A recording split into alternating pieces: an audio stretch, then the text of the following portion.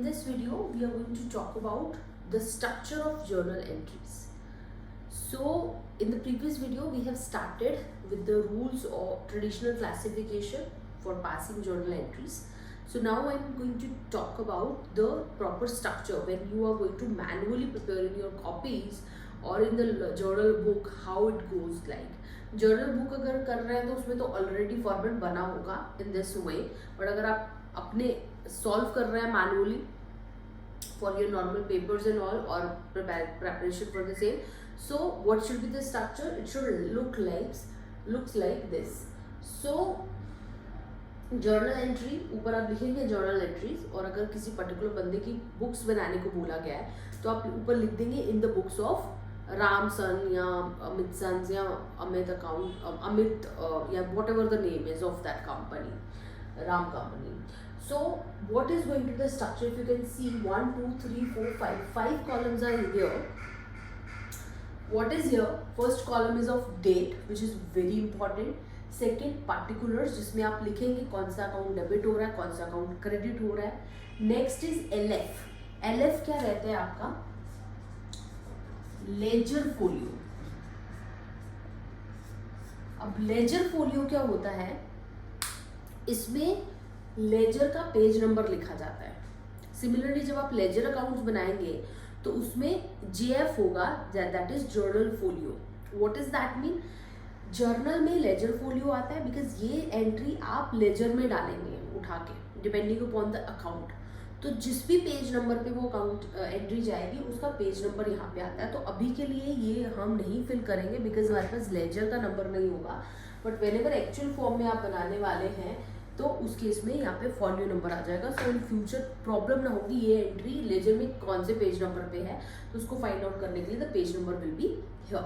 उसके बाद 2 कॉलम है आपके अमाउंट के, बिकॉज डेबिट का अमाउंट आप अलग से लिखेंगे, क्रेडिट का अमाउंट आप अलग से लिखेंगे, so that there will be no confusion and there will be more clarity कि हाँ जी आपका दोनों side debit and credit journal entry के जो अमाउंट्स है वो सेम जा रहे हैं. सो डेबिट का अमाउंट आ जाएगा और क्रेडिट का अमाउंट आ जाएगा. ठीक है जी, done. So with this I am going to go with journal entry also कि आप एक्चुअल में जर्नल एंट्री पास कैसे करेंगे.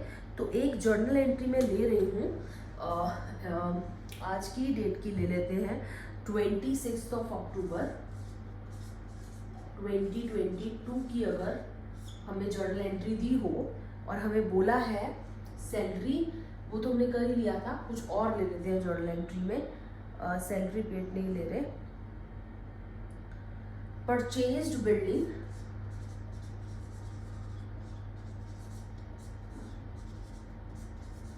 purchased building for cash rupees 50,000. एक जर्नल एंट्री पास कर रही हूँ मैं. ठीक है, सो इसमें देखेंगे क्या क्या अकाउंट है यहाँ पे जिसको हमने पास करना है. एक तो यहाँ पे बिल्डिंग फिक्स्ड एसेट की बात की गई है, एक बात की गई है कैश की. तो दोनों अकाउंट्स है. सो कभी भी ट्रांजेक्शन पास करनी है तो आपको देखना पड़ेगा कौन कौन से अकाउंट है. आपको पता होगा कई बार हम परचेजेस की एंट्री भी पास करते हैं, बट वो तब होगा जब आपको फिक्स्ड एसेट गिवन नहीं है. अगर फिक्स्ड एसेट की परचेज या सेल हो रही है तो आप फिक्स्ड एसेट का अकाउंट ओपन करेंगे.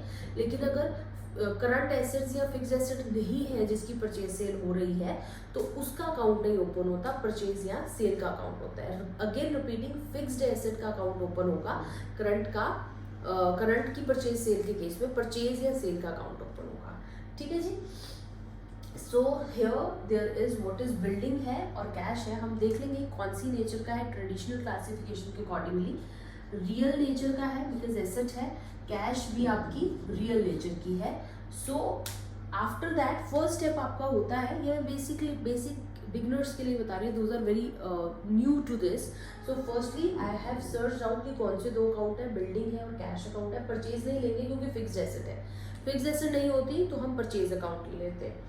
रियल नेचर के दोनों हैं. एक हम देख लेंगे कि बिकॉज रियल नेचर का अगर आपको रूल याद हो तो हम क्या करते हैं, debit what comes in, credit what goes out. दोनों ही रियल के हैं तो दोनों में से देख लेंगे कंपनी में आ क्या रहा है और जा क्या रहा है. क्या परचेज कर रहे हो? बिल्डिंग, तो building is coming in the business. So debit what comes इन, तो सिंपली सेइंग बिल्डिंग तो हो जाएगी डेबिट, बिल्डिंग को खरीदने के चक्कर में आपको कैश देना पड़ रहा है, तो cash is going out from the business. So debit what comes in and credit what goes out. So entry should be building account debit and credit cash account credit. So now what is the way to write it down. अब हम इसको लिखेंगे कैसे.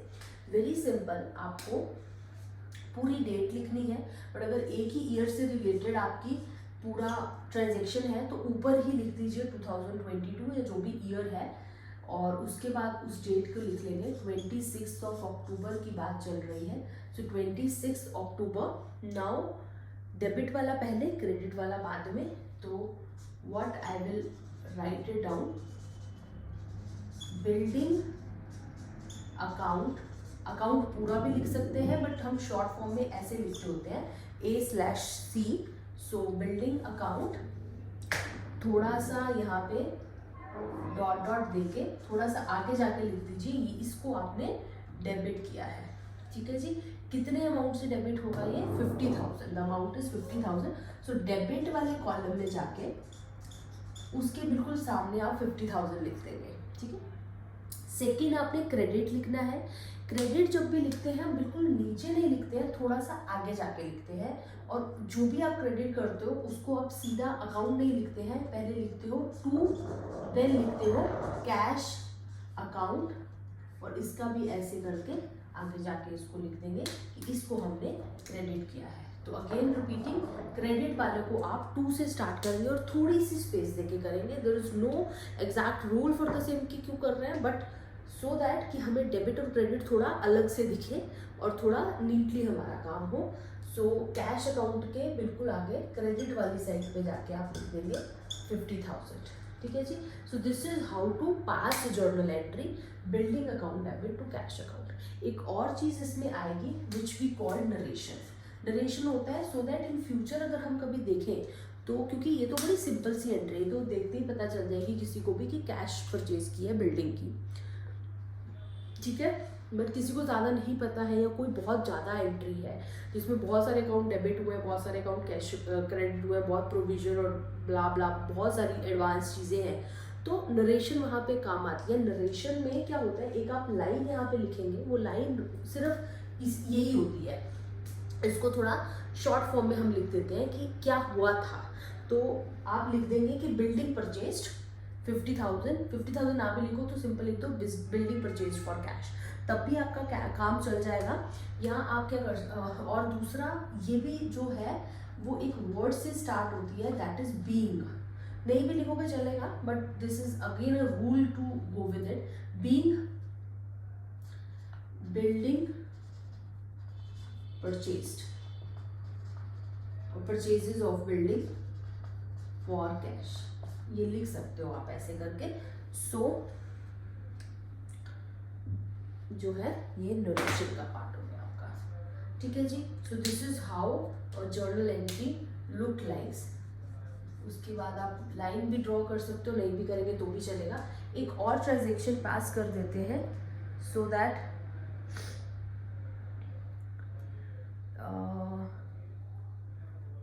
It will be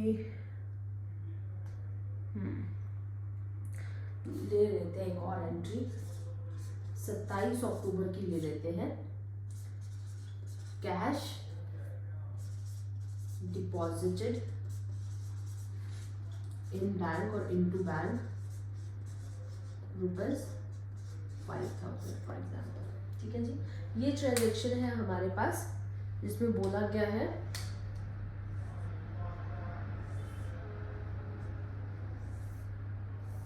cash deposited in the bank. So दो account हमें साफ साफ नजर आ रहे हैं, एक तो कैश है, एक बैंक है, और अमाउंट 5,000 का है. तो अब देखना है कि कौन डेबिट होने वाला है, कौन क्रेडिट होने वाला है. कैश भी एसेट है, बैंक भी एसेट है, और दोनों को, और बैंक को हम पर्सनल नेचर का भी ट्रीट करते हैं कि bank account is going to be some natural persons या किसी आर्टिफिशियल ऑर्गेनाइजेशन से रिलेटेड होगा. तो बैंक के लिए there is a debate for the same. आप पर्सनल भी इसको मान सकते हैं, पर्सनल नेचर का भी, रियल नेचर का भी, रियल का भी रूल लगा सकते हैं, पर्सनल का भी. आपकी एंट्री सेम पास होगी. सो रियल के अकॉर्डिंग देख लेते हैं. कैश भी अगर मैं कह रही हूँ रियल नेचर का है और बैंक भी रियल नेचर का है. What comes in and what goes out, that we have to check it out. Cash deposited, cash आप डिपॉजिट कर रहे हैं, तो कैश आपके हैंड में जो था वो जा रहा है, सो this is goes out, credit हो जाएगा। बैंक में फॉर एग्जाम्पल आपके 10,000 रुपये थे, लेकिन आपने 5,000 और डाल दिए तो 15 हो गए, तो मतलब बढ़ गया, तो ये आ रहा है, बैंक अकाउंट में पैसा बढ़ रहा है आपके, तो this is going to be debit. So what is going to happen, again what we are going to do, आपकी डेट आ जाएगी 27 of October, bank account debit, bank account debit to cash account credit, ठीक है जी। And the amount 5,000, the amount 5,000 and the narration you can pass it out being cash deposited in bank, ठीक है जी। So this is going to be your journal entries structure, how it's going to be and how it's going to look like. So this is 2 transaction I have taken, purchase building for cash and cash deposited in bank, और ये आपका journal transaction हो जाएगा। So this is done from my side. Next video में this is I'm going to end over here. Next video में मैं एक sum ले लूँगी, that I will solve on in front of you, and for now this is done.